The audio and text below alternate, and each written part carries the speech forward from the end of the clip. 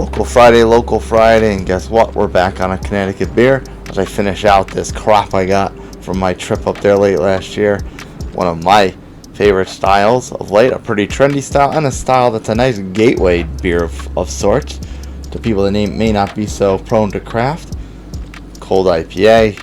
It's called Rocky Trails. It's from East Rock Brewing Company. I'm in Connecticut, one of my favorite spots. There's only so many East Rocks left in my fridge, so let's enjoy this one together and see what it's all about right after the theme song.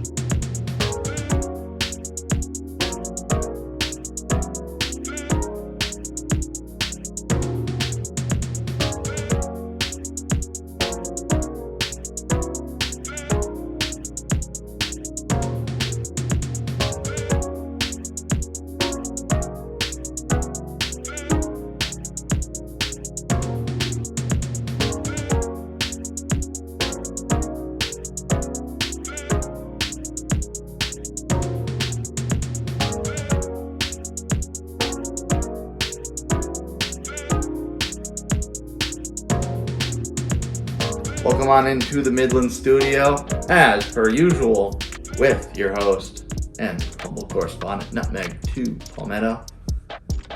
This is a style that has gotten pretty trendy in recent years. I happen to like it a lot, and I think it's a nice gateway beer for people that are not craft people. They're not hop heads.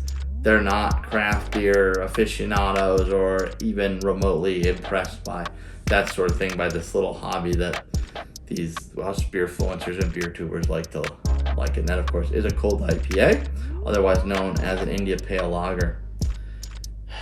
It is from East Rock Brewing Company, which is, of course, one of my favorite stomping grounds from one of my favorite stomping grounds from my old stomping ground, my old neck of the woods in Connecticut. They're out of New Haven. The goat is very synonymous with their branding, and of course there's two goats on the back side of the can. And the front side of the can, you notice that tower. That tower is very prominent in the tap room. There's a big mural. I'll throw the card up there for my chat there and shots I took around the tap room when I met up with Antron from the craft crew. And this one has a lot of those same types of themes on there. That big tower right in the center there. There's an eagle flying over the top. There's a man and his dog hiking. There's a big old trail on the side of the can, hence the name, Rocky Trails. Details. East Rock does, although there's not too much, they do tend to have a good reputation for putting a lot of details on the can. This is a cold IPA. It is citrusy, it is tropical, it is refreshing. It checks in at 6%. So that's kind of right in the middle between an IPA and a lager. 6% to me is more IPA than lager. But for craft beer nerds, 6% is still pretty crushable. So it's still kind of a little bit lagery, maybe? Something like that. Of course, out of New Haven, Connecticut. Family owned and operated. Beer brewed and packaged in New Haven, Connecticut. Drop that right there. We'll check Untapped. There is a little bit of a blurb on there. A dry and refreshing take on the IPA style. Rocky Trails IPA is fermented with our house lager yeast, creating a clean canvas to highlight the citrusy and tropical flavors of 4 European and American hop varieties. No IBUs are listed. ABV is confirmed at 6%. This must be a pretty recent beer. Now, I was up there in November. That's when I grabbed this, so it's still pretty fresh, not super old whatsoever when I'm recording this. 62 total check-ins were for 60 unique. Of those check-ins, 48 were ranked. Pretty respectable average, 3.56, right down the middle of the road. Again, people tend to subscribe to the belief that if it's above 3.5, the public generally agrees it's a good beer. I think a lot of things, pretty much everything that Yeast Rock puts out is a good beer, if not a great beer. So I'm excited to try this one with you. And I don't recall if I had it while I was at the tap room, so this might be a first. Certainly a first for the channel. So let's have it together. Not wasting more time, crack it open.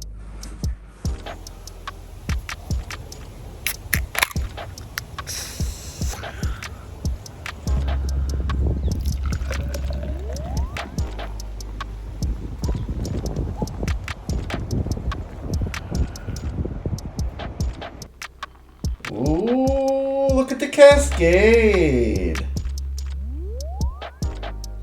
Give it a nice little froth. I did it. Yeah. Put that down. So, actually not too bad. I mean, obviously, of course, I hard poured it, but it didn't actually give that bad a head. About 3 finger. Which you would think, like in a normal pint glass, 3 finger head would be a lot, but this is obviously a tall lager glass. So it actually doesn't look that bad. It looks like a normal pour. Looks like I drew it up that way. Little frothy top on it. Bubbly, bubbly, bubbly. Color, I mean, it's not, I mean, it's clear as far as light getting through it. A lot of light getting through it, but it's not super clear as far as being able to visibly see anything. Yeah, you see the shadow. The shadow on my hand is pretty pronounced. So it's translucent. It's certainly. I wouldn't call it opaque. I certainly call it transparent or clear, but it's definitely a little translucent, but still pretty cloudy. So that's a nice, even balance, right, between what you would think of as far as an IPA versus a lager, cold IPA, otherwise known as an India Pale Lager. Let's get the nose.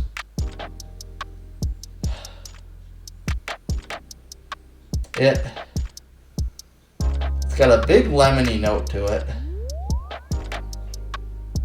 Yeah, it's nice and lemony. There's a little bit of a floral hop presence, but it's very, very subtle. It's mostly this kind of like sweet, juicy, lemony type of aroma. All right, well, what does Wayne's Beer Delivery says? Let's quit sniffing and get to sipping. Let's not waste any more time and take a sip.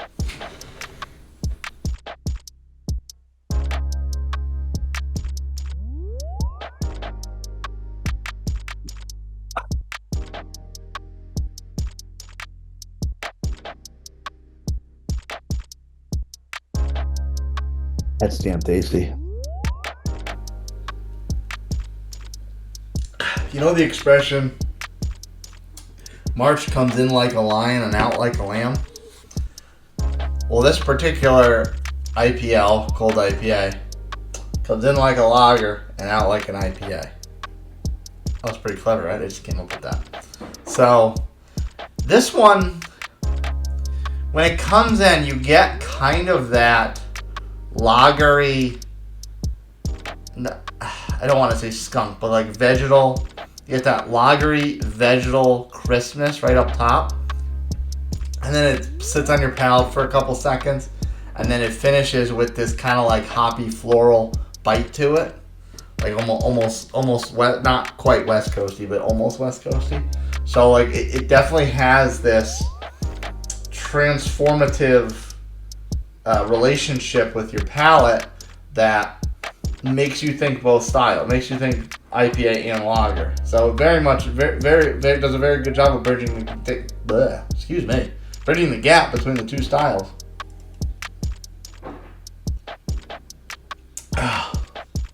Bubbles still rising up, but it's full.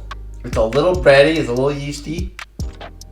So it's not like, doesn't have that clean, refreshing Pilsner flavor to it. It's very full, but it also doesn't have that overpowering malty bitterness like a standard IPA would, an American IPA, West Coast, whatever the case may be.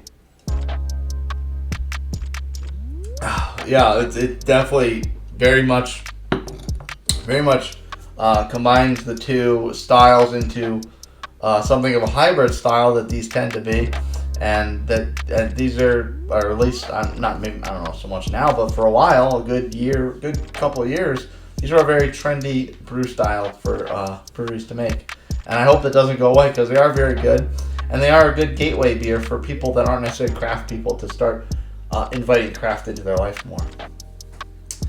If cold IPAs and IPLs are your thing, work your way on down to the comments. The first one pinned has a link to a playlist of all the other IPLs and cold IPAs I've done in the past. I know I've done at least one or two, so it's definitely not an empty playlist. So click on that. It'll be a rather quick watch.